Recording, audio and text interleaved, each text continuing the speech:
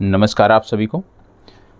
Current affairs के रात्रि 11 बजे की इस कक्षा में स्वागत है आप सभी का। चलिए सभी उपस्थित हो जाएं जिससे हम अपनी चर्चा को आगे बढ़ा सकें। और थंबनेल से कुछ चीज़ें आज आपको स्पष्ट हो गई होंगी कि आज से जो आपकी ये कक्षा होने वाली है और आगे जो भी ये कक्षा होगी रात्रि 11 बजे की, इसमें अब विशेष रूप से फोकस आपकी परीक्षा पर किया जाएगा। और यहाँ पर जो भी प्रश्न आज आप देखेंगे या आगे भी इस चर्चा में, इस सीरीज में जो भी प्रश्न आप देखेंगे, उसमें मुख्य रूप से 67वीं बीपीएससी पर फोकस किया जा रहा है। तो यह आगामी परीक्षा के लिए बहुत ही मददगार साबित होगा। निश्चित रूप से करंट अफेयर्स के लिए यहाँ से आपको विधिवत बेहतरीन चीज़ें उपलब्ध कराई जा रही हैं। सबसे पहली बात कि आप सभी को प्रत्येक कक्षा में कुछ होमवर्क दिया जाता है, आज से वो अनिवार्य रूप से आपको करना है। उसमें किसी भी प्रकार की हीला हवाली देखने को मैं नहीं चाहता हूँ। दूसरी बात कि आज से जो प्रश्न आपको देखने को मिलेंगे, इसमें सबसे पहले जो करंट में समसामयिक में हमारा चल रहा है वर्तमान में, वो देखने को मिलेगा। विगत माह में क्या घटनाक्रम हुए हैं जो हमारी परीक्षा के लिए महत्वपूर्ण हैं, वो भी देखने को मिलेंगे। साथ ही साथ बिहार राज्य विशेष के भी घटनाक्रम देखने को मिलेंगे।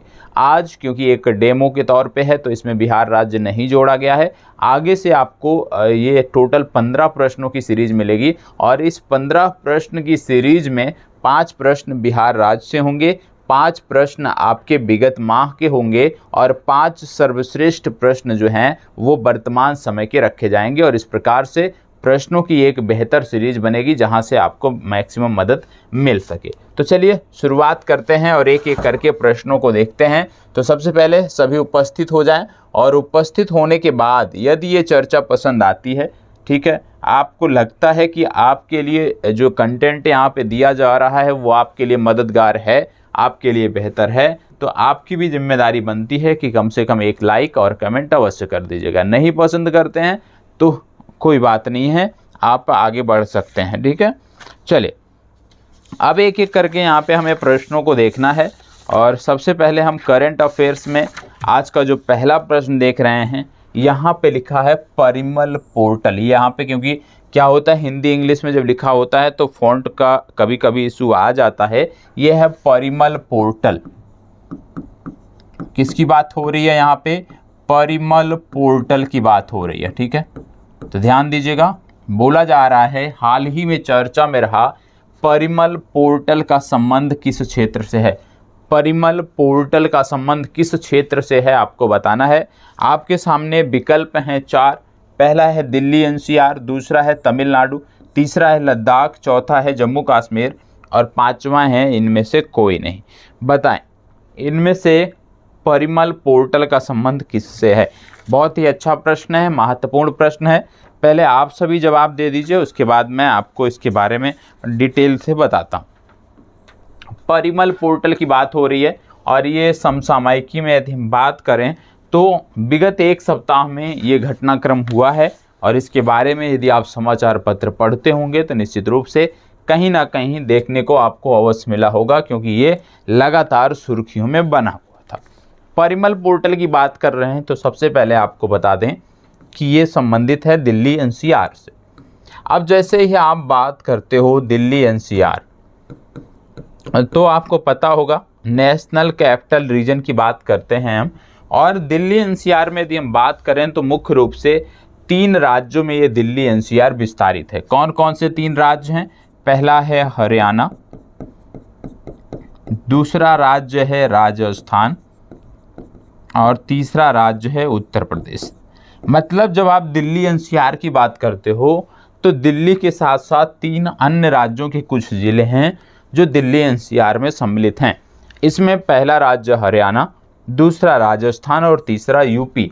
यदि आपसे कभी प्रश्न बन जाए कि दिल्ली एनसीआर में किस राज्य के ज़िले सर्वाधिक हैं, तो आपको बताना है दिल्ली एनसीआर की जब बात करते हैं तो सबसे ज़्यादा 14 ज़िले हरियाणा के शामिल हैं, यूपी के 8 ज़िले हैं जो दिल्ली एनसीआर में शामिल हैं और राजस्थान के मात्र 2 ज़िले हैं जो दिल्ली एनसीआर के अंतर्गत आते हैं। अब सबसे कम राजस्थान के हैं तो ये दोनों कौन से हैं? अलवर और भरतपुर। याद रखिएगा, अलवर और भरतपुर ये जो ज़िला है राजस्थान का, ये दिल्ली एनसीआर के अंतर्गत आता है। अब आगे बढ़ते हैं, हम बात करते हैं परिमल पोर्टल के बारे में।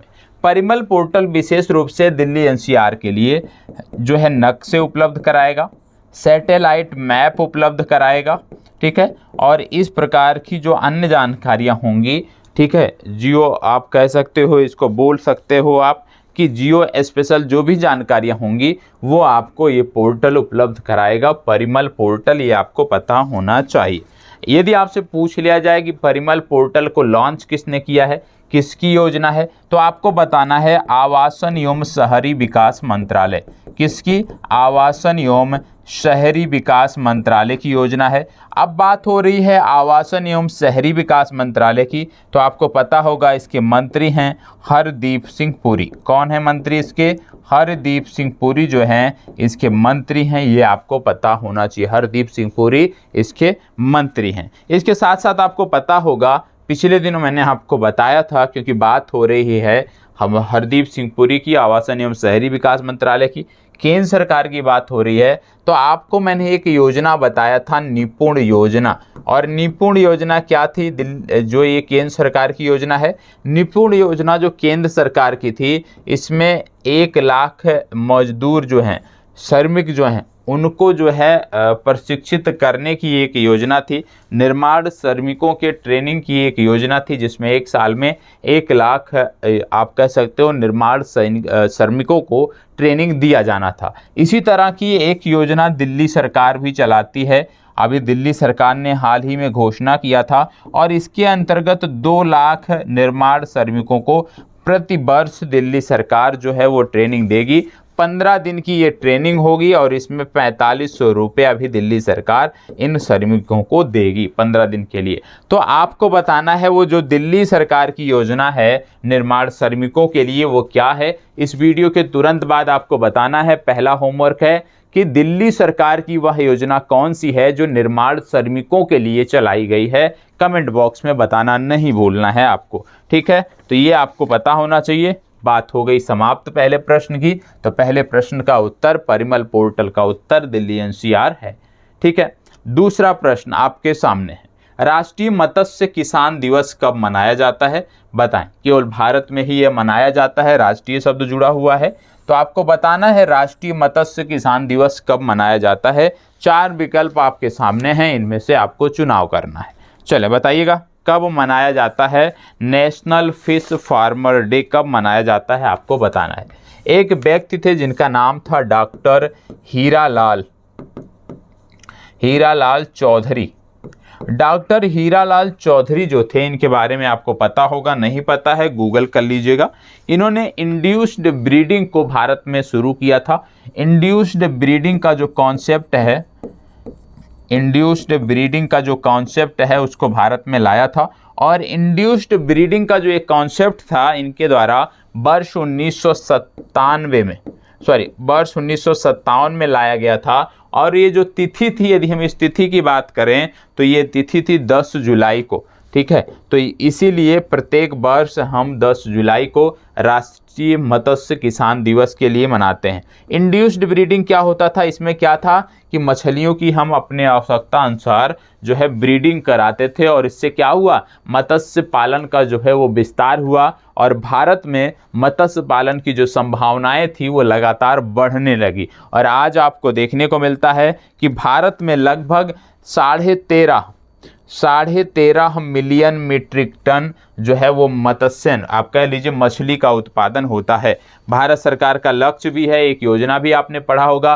प्रधानमंत्री मत्स्य संपदा योजना। और प्रधानमंत्री मत्स्य संपदा योजना में एक लक्ष्य है कि वर्ष 2025 तक भारत सरकार द्वारा जो कुल मछली उत्पादन है उसको बढ़ाया जाना निश्चित किया गया है। कितना किया गया है? भारत सरकार का लक्ष्य है कि 23 मिलियन मीट्रिक टन पहुंचाना है, ठीक है। अभी कितना है? 13.5 से कहाँ ले जाना है? 23 मिलियन मीट्रिक टन तक ले जाना है। अब इसमें आप देखेंगे तो 23 मिलियन मीट्रिक टन तक जो ले जाना है, कब तक ले जाना है? वर्ष 2025 तक, और यही जो है प्रधानमंत्री मत्स्य संपदा योजना का लक्ष्य है, ये आपको पता होना चाहिए। आप सभी को पता होगा सतत विकास लक्ष्य, और सभी सतत विकास लक्ष्य उम्मीद करता हूँ आपको याद भी होंगे। सतत विकास लक्ष्यों की जब बात करते हैं या एसडीजी की जब बात करते हैं तो सतत विकास लक्ष्य या एसडीजी 14 आता है, और एसडीजी 14 जो है जब हम इसकी बात करते हैं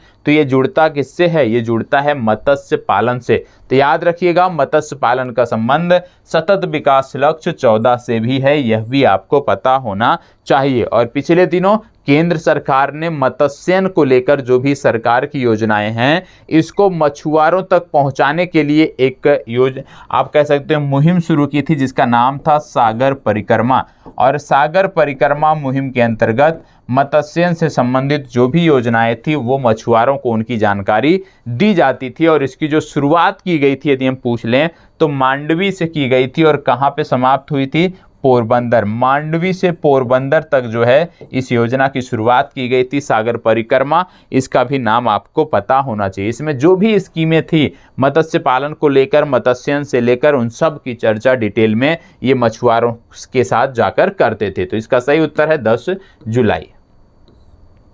हाल ही में AIDEF संगोष्ठी और प्रदर्शनी का आयोजन किस शहर में किया गया? AIDEF संगोष्ठी और प्रदर्शनी का आयोजन कहाँ किया गया आपको बताना है। चलिए बताइएगा। AIDEF संगोष्ठी और प्रदर्शनी का आयोजन कहाँ किया गया आपको बताना है। AI मतलब क्या हो गया, आर्टिफिशियल इंटेलिजेंस। किस क्षेत्र में? डिफेंस के सेक्टर में। तो पहली बार डिफेंस के सेक्टर में आर्टिफिशियल इंटेलिजेंस को बढ़ावा दिया जा रहा है, लाने का प्रयास किया जा रहा है, और वही पूछा जा रहा है कि किस शहर में इसका आयोजन किया गया इस प्रदर्शनी का पहली बार। तो आपको बता दें इसका आयोजन किया गया नई दिल्ली में। ठीक है, अब ये किससे संबंधित है? डिफेंस सेक्टर से संबंधित। तो आयोजक कर्ता कौन होगा? रक्षा मंत्रालय द्वारा इसका आयोजन किया गया था। आपको जब डिफेंस की बात हो रही है आपको पता होगा भारत में डिफेंस कॉरिडोर बन रहा है, डिफेंस कॉरिडोर बन रहा है। और डिफेंस कॉरिडोर की जब बात करते हैं 2 राज्यों में बन रहा है। पहला राज्य है तमिलनाडु और दूसरा राज्य है उत्तर प्रदेश। तो याद रखना है भारत में डिफेंस कॉरिडोर 2 राज्यों में बन रहे हैं, एक है उत्तर प्रदेश, दूसरा है तमिलनाडु। इसके साथ साथ आपको पता होगा कि भारत सरकार ने फाइनेंशियल ईयर की बात करें, यदि हम 2022 की हम बात कर लें तो भारत सरकार ने फाइनेंशियल ईयर 2022 में जो आंकड़ा दिया है उसके आधार पर बताया जाता है कि 13,000 करोड़ रुपए का हमने निर्यात किया है।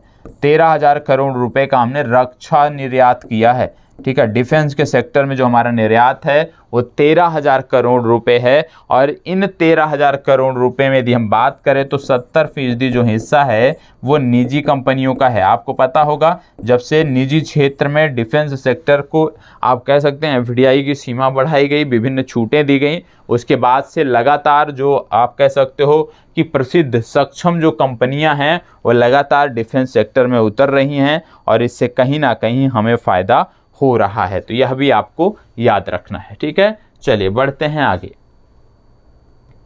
भारत सरकार का टीबी को भारत से समाप्त करने का लक्ष्य क्या है?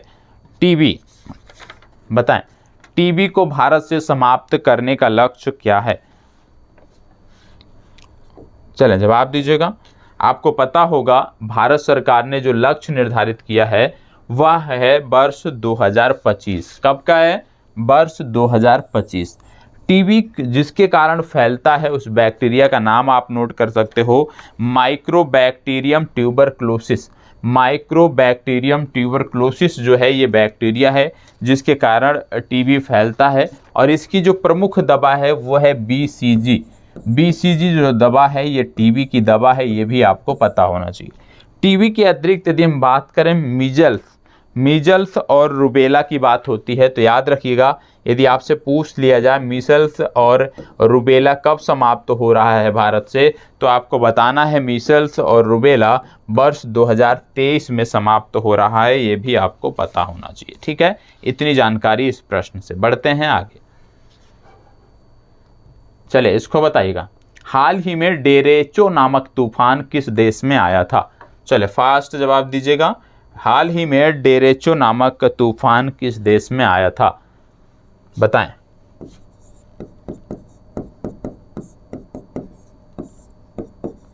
हाल ही में डेरेचो नामक तूफान किस देश में आया था, आपको बताना है। फास्ट जवाब देना है सभी को, रुकना नहीं है, ठीक है। करंट अफेयर्स है, जितना आप रिवाइज करोगे, जितना आप हमारे साथ जुड़े रहोगे और जितना आप नियमित रहोगे, उतना आपके लिए बेहतर रहेगा। और करंट अफेयर्स सबसे आसान विषय वस्तु है, याद रखिएगा, ठीक है। चलें बताएं इस प्रश्न का उत्तर। हाल ही में डेरेचो नामक तूफान किस देश में आया था, सभी को जवाब देना है, फास्ट जवाब। और यदि अच्छा लगता है तो प्लीज़ कम से कम एक शेयर और एक लाइक अवश्य कर दीजिएगा। और जिन्होंने अभी लाइक नहीं किया है ना, सबसे पहले रुक कर लाइक करना है, फिर प्रश्नों का जवाब देना है। बताएं, ये जो तूफान आया था इसके कारण जो आसमान था उसकी यदि हम बात करें तो वह ग्रीन कलर का हो गया था, ठीक है। लाइट ग्रीन कलर का पूरा आसमान हो गया था। और ये तूफान आया था यूएसए में, ठीक है। कहाँ आया था, अमेरिका से संबंधित है, बी विकल्प इसका सही उत्तर है। दूसरी तरफ यदि हम बढ़ते हैं, आसानी और करीम।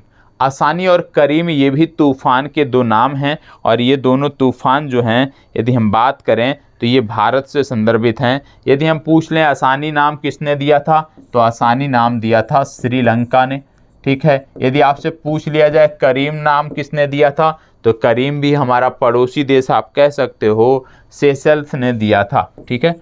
सेशल्स और श्रीलंका, सेशल्स और हमारे पड़ोसी देश श्रीलंका ने नाम दिए थे। ये दोनों भी आपको पता होना चाहिए, ठीक है। चलिए बढ़ते हैं आगे और देखते हैं अगला प्रश्न।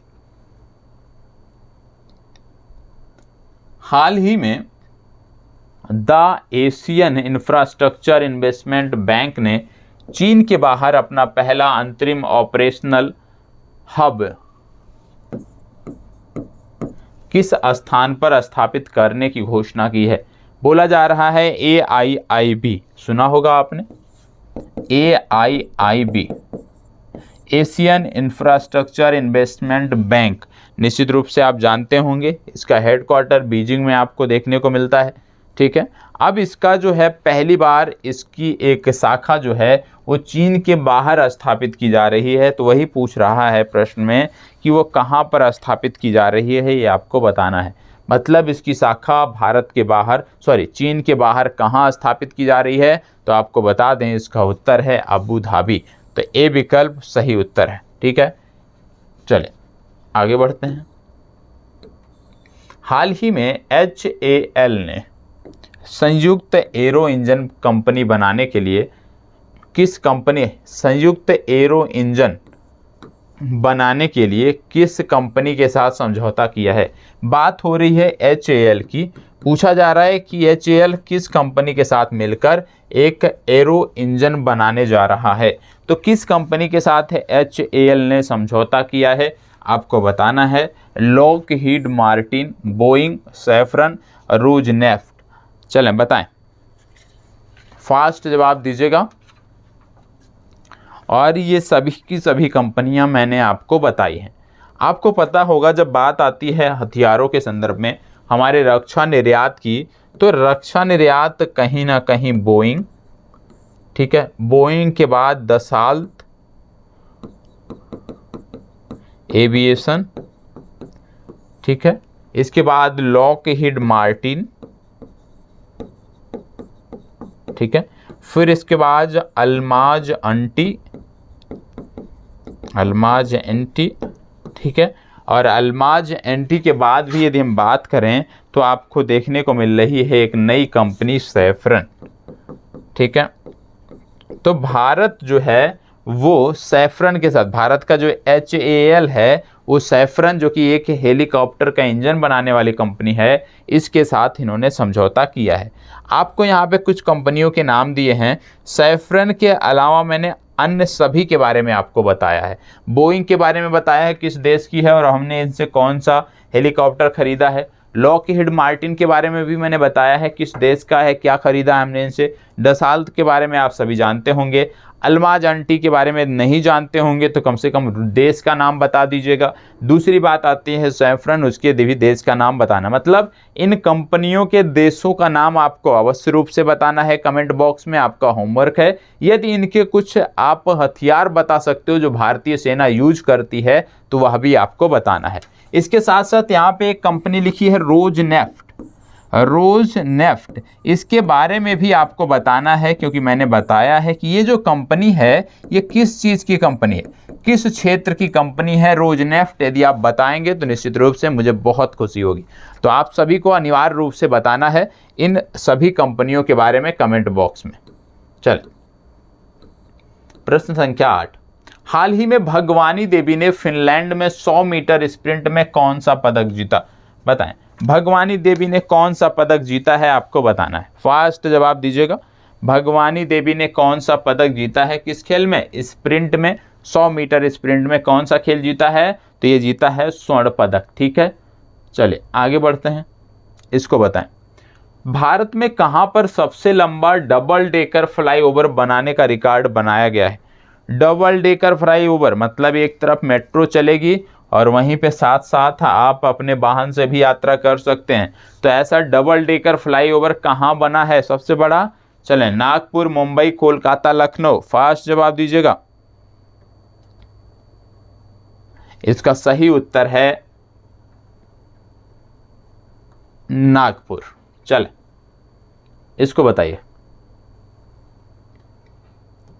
हाल ही में केंद्र की नई शिक्षा नीति को प्री प्राइमरी स्तर पर लागू करने वाला पहला राज्य कौन सा है? चलें बताएं, प्री प्राइमरी स्तर पर लागू करने वाला पहला राज्य कौन सा है?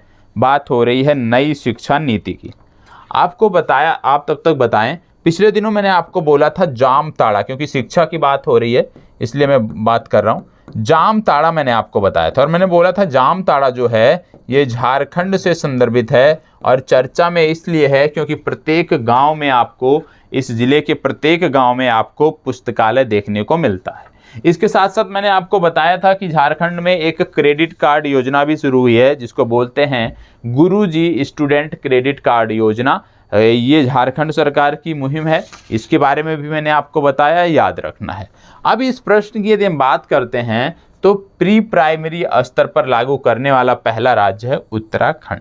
उत्तराखंड एक पर्वतीय प्रदेश है, सबको पता है। आपको पता होगा स्वास्थ्य सेवा में ड्रोन का उपयोग यदि किसी ने पहली बार किया, स्वास्थ्य सेवाओं के लिए ड्रोन का उपयोग यदि भारत के किसी राज्य ने पहली बार किया तो राज्य है उत्तराखंड। ठीक है, इसके साथ साथ पहला लिक्विड मिरर टेलीस्कोप यदि कहीं पर स्थापित किया गया जहां शुरू हुआ है वो राज्य है आपका उत्तराखंड। तो ये भी याद रखिएगा कि उत्तराखंड प्रथम किन चीज़ों में है। इसके साथ साथ उत्तराखंड की एक योजना है हिम प्रहरी योजना, ये भी याद रखिएगा। यदि पूछ लिया जाए हिम प्रहरी योजना क्या है तो उत्तराखंड राज्य सरकार की योजना है। इसके साथ साथ आपको पता होगा पिछले दिनों मैंने आपको बताया था Surai eco tourism zone, Surai eco tourism zone, उम्मीद करता हूं सबको पता होगा। सुराई इको टूरिज्म जोन ये भी उत्तराखंड से संदर्भित है, पिछले दिनों मैंने आपको बताया था। आपको पता होगा, आपको आश्चर्य भी होगा, शायद जानकारी हो आपको, कि भारत में एक राज्य है हरियाणा, और हरियाणा राज्य ने अभी न्यू एजुकेशन पॉलिसी की आड़ में आप कह लीजिए एक योजना शुरू की है। विचित्र योजना है अपने आप में। ठीक है, इन्होंने क्या किया है कि ऐसे परिवार जिनकी आय 1,80,000 रुपये से कम है, वार्षिक आय 1,80,000 से कम है, यदि उनके बच्चे प्राइमरी स्कूल में एजुकेशन के लिए जाते हैं तो उनको 500 रुपये देना होगा। मतलब अभिभावक जो है वो 500 रुपये फीस देंगे। लेकिन यदि इनके जो स्टूडेंट हैं वो निजी क्षेत्र में जाते हैं, मतलब प्राइवेट स्कूल में जाते हैं, तो हरियाणा राज्य सरकार क्लास के अनुसार 700 से 1100 रुपये देगी। अब आप देख रहे होंगे तो शायद जब आप इसको समझें तात्कालिक रूप से तो आपको लगे बहुत अच्छी योजना है, इससे तो लोगों को अच्छी शिक्षा मिलेगी। अच्छी बात है, क्योंकि यदि ये योजना लागू होती है तो क्या होगा, कोई भी जो अभिभावक है वो सरकारी स्कूल में नहीं पढ़ाना चाहेगा, क्योंकि कोई अपने जेब से पैसे नहीं देना चाहेगा। जब सरकार दे रही है तो सब क्या बोलेंगे कि भैया निजी क्षेत्र में लिखाओ। और इससे क्या होगा कि अब लगातार जो है देखने को मिलेगा कि जो सरकारी स्कूल हैं उनमें छात्रों की संख्या 0 देखने को मिलेगी। और जब ये देखने को मिलेगी तो क्या होगा, जब 0 देखने को मिलेगी तो सरकार आएगी कुछ दिन बाद, कुछ वर्षों बाद, और बजट में बता देगी कि सरकारी स्कूल से हमारा क्या हो रहा है, नुकसान हो रहा है। क्यों? नामांकन 0 है। और ऐसे में क्या किया जाए, सरकारी स्कूलों को या तो बेच दिया जाए या तो निजी हाथों में दे दिया जाए। तो सरकार क्या करेगी, कहेगी भैया अब जो है इन स्कूलों को निजी हाथों में दे दो, निजी हाथों में दे दो या प्राइवेट सेक्टर को दे दो। अब प्राइवेट सेक्टर में कौन खरीद सकता है, जो बहुत बड़े बड़े उद्योगपति हैं वही खरीद सकते हैं, उन्हीं के पास इतने पैसे हैं, क्योंकि हरियाणा में हजारों की संख्या में स्कूल होंगे, ऐसे तो है नहीं। आप जानते हैं हर गाँव में एक प्राइमरी होता है। तो ऐसे में क्या होगा कि जो स्कूल हैं अब वो किसके क्षेत्र में चले जाएंगे, प्राइवेट सेक्टर में चले जाएंगे। कुछ दिन बाद ऐसा चलेगा, क्योंकि ये लॉन्ग टर्म में तो ये दे नहीं सकते 1100 रुपये कि पूरी लाइफ अब देंगे 1100 रुपये, ऐसा तो हो नहीं सकता। आगे चल के कुछ दिन बाद ये योजना क्या हो जाएगी, बंद। सरकार बोलेगी कि अब हम तो नहीं दे सकते हैं, ठीक है। और ये इकोनॉमिक्स का एक वीडियो देखता हूँ एक मैडम का, मुझे भी इस योजना के बारे में जानकारी नहीं थी, उनके जो है क्लिप आती रहती है, देखता रहता हूँ, तो वहाँ से पता चली। और मैडम ने बहुत अच्छे तरीके से समझाया। उन्होंने बताया कि ये क्या है, ये सिर्फ और सिर्फ आप कह सकते हो कि जब अभी प्राइवेट सेक्टर को दे दिया, प्राइवेट सेक्टर को देने के बाद क्या होगा कि जब कुछ और 1-2 वर्ष सरकार चला देगी प्राइवेट सेक्टर को देने के बाद योजना, इसके बाद सरकार बोलेगी हमारे पास जो है वो अब क्षमता नहीं है कि हम इस योजना को रन कर सकें, मतलब 1100 रुपये जो हम देते हैं अब हम नहीं दे पाएंगे। और जैसे ही 1100 रुपये ये देना बंद करेंगे, और अगर ऐसा होता है तो क्या होगा, अब क्योंकि जो अभिभावक है जो प्राइवेट स्कूल में पढ़ा रहा था, क्योंकि वो इसलिए पढ़ा रहा था क्योंकि सरकारी पैसा दे रही थी, लेकिन अब सरकार यदि देना बंद कर देगी तो क्या करेगा, वो पुनः जाएगा कि देखें भैया सरकारी स्कूल है कि नहीं है। और जब सरकारी स्कूल के पास जाएगा तो वहाँ पे बोर्ड क्या होगा कि अब भैया किसी उद्योगपति के नाम पे ये चल रहे हैं, ठीक है। तो वहाँ पे फीस तो बहुत हाई होगी, दे सकता है आम आदमी, नहीं दे सकता। और जो प्राइवेट स्कूल हैं जब ये आ जाएंगे मार्केट में तो ये भी कंपटीशन में रहेंगे। अब क्या है कि जब सरकार 1100 नहीं दे रही है तो जो 500 रुपये नहीं दे सकता था वो 1100 रुपये भर सकता है फीस, क्या नहीं।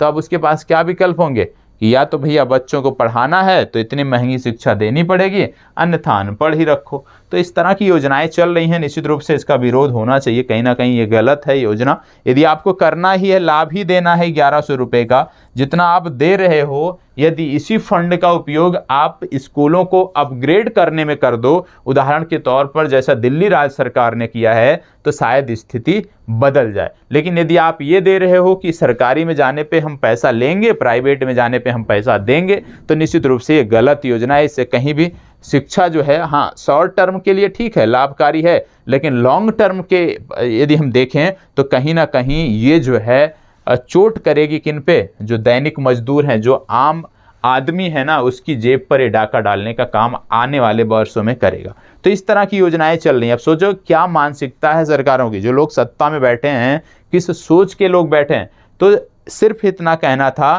कि यदि कहीं पे गलत हो रहा है तो गलत के खिलाफ आवाज उठाओ, नहीं तो अगला नंबर आपका है। शांत नहीं बैठना है, हमें मूक दर्शक नहीं रहना है, ठीक है। मूक दर्शक यदि किसान होते, भारत के किसान होते, तो शायद कृषि कानून वापस नहीं होते, लेकिन वो अड़े रहे, डटे रहे, और उधर चुनाव भी आ गया और उसके चलते जो है कृषि कानून वापस लेना पड़ा। नहीं तो यदि चुनाव नहीं होते यूपी में तो शायद ही कृषि कानून वापस होते, क्योंकि जो चीज़ पहले सही थी वो बाद में गलत कैसे हो गई।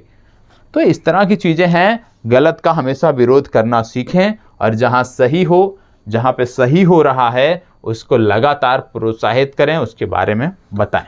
चलिए, हाल ही में कहाँ का हवाई अड्डा देश का पहला कार्बन न्यूट्रल हवाई अड्डा बन गया, बताएं फास्ट। अब कुछ लोग ये भी बोलेंगे ना सरकार जो है, सर जो है एंटी बीजेपी नहीं भैया, जो योजना अच्छी है उसका तहे दिल से स्वागत है, उसके बारे में मैं आपको बताता हूँ। करंट अफेयर्स में लगातार प्रधानमंत्री जी द्वारा जो बेहतर कार्य किए जाते हैं बताता हूँ, लेकिन जहाँ पे आपको लगे कि नहीं शायद ये चीज़ें और बेहतर हो सकती थी, गलत है, वहाँ पे विरोध करना चाहिए, ठीक है। बताएं हाल ही में कहाँ का हवाई अड्डा देश का पहला कार्बन न्यूट्रल हवाई अड्डा बना है, बताएं। देश का पहला कार्बन न्यूट्रल हवाई अड्डा कहाँ का बना है? फास्ट जवाब देना है आपको। और आपको बता दें यह वही राज्य है जहां पर भारत का पहला चलता फिरता सिनेमा घर स्थापित किया गया था। यह भारत का वही राज्य है जहां पर सांस्कृतिक विरासत को संरक्षित करने के लिए भारत के पहले सामुदायिक संग्रहालय का उद्घाटन किया गया। यह वही राज्य है जहां पर 26वीं सिंधु दर्शन यात्रा शुरू की गई। तो ये कौन सा राज्य है? ये राज्य है लद्दाख, और ये संबंधित है किससे? लेह एयरपोर्ट से। डी विकल्प आपका सही उत्तर है। ठीक है, चलिए आगे बढ़ते हैं। इसको बताएं, हाल ही में WHO के अनुसार किस देश में मार्बर्ग वायरस के मामले सामने आए हैं? बताएं, किस देश में मार्बर्ग के मामले सामने आए हैं? आपको बताना है। 4 विकल्प हैं, घाना, कांगो, कांगो प्रजातांत्रिक, नाइजर। हिंट के लिए आपको बता दे रहा हूं, इस देश से एक तट लगता है जिसको बोलते हैं गोल्ड कोस्ट। तो गोल्ड कोस्ट जो है ये किस देश से लगता है? यदि आपको पता होगा तो आप जानकारी दे सकते हैं, क्योंकि कई बार मैंने अफ्रीका के पश्चिमी देशों के जो तट हैं उनके बारे में बताया है।